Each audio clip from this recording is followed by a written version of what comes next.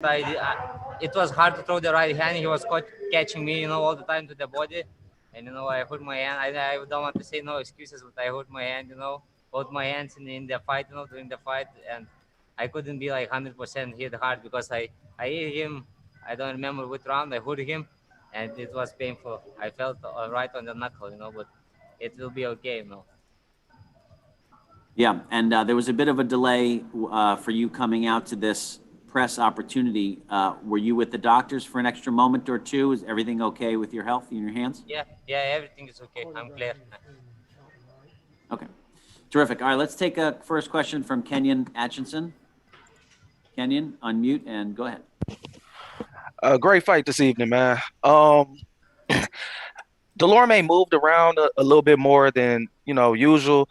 Did you expect him to move so much? And how important was like your ring generalship, because you were really excellent at cutting off the ring? How important was that to you to help you get the victory today? It was very important. Every victory is very important, and yeah, he surprised me. He was a little quicker than I thought. He's explosive. I didn't When I was watching video. His right hand and left hook was. I was thinking I will see. And I counter right. On the chin, but he was like very explosive. I was fainting, and he was looking like throwing the right hand, but he didn't throw. He was pretty smart. And his movement. With the head and all everything. He's a good fighter. You can nothing take away from him, and he's a warrior. I respect him, and I respect all the fighters who step into the ring. And you were finding a lot of success when he was moving right. Around what round was it that you kind of like figured that out and things kind of like slowed down for you? If you when he was shifting over towards his right, you were able to catch him straight ahead. Yeah, I don't know what round it was. It's little bit emotional because, like I said, it's on big stage. First time I'm going 12 rounds for WBA eliminator.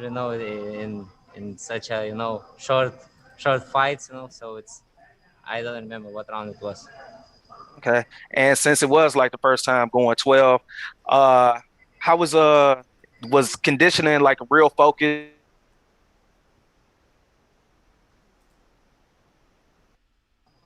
We had little bit issues with the sparring. Some it was good.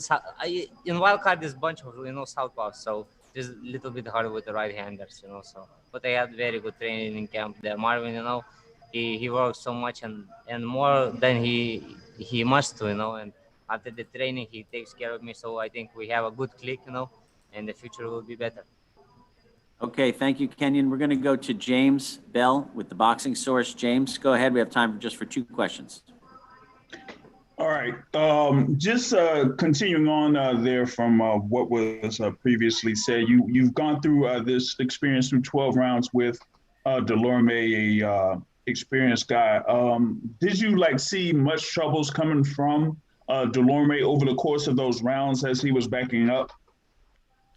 Yeah, he was always back. He When I hurt him, he always came back. It's you can if I get wild, he can catch me with a good shot, and I can go down. So I didn't want to be wild. Well, but even through that, you were still able to get through those 12 rounds. So I know that you had those little issues with your hands, but other than that, do you still feel well that you got through those 12? Yeah, I got now bigger confidence, in myself, because I never thought I can go, 12 rounds with good fighters, and at this stage, I don't know how the pressure hits you, I'm a young fighter, and anything can happen. I'm realistic, everything can happen in the sport. It's a lot of prospects, go down, and somebody puts them on the big stage. So, but I was prepared, all my country stands behind me and they show my fight. So I'm very proud.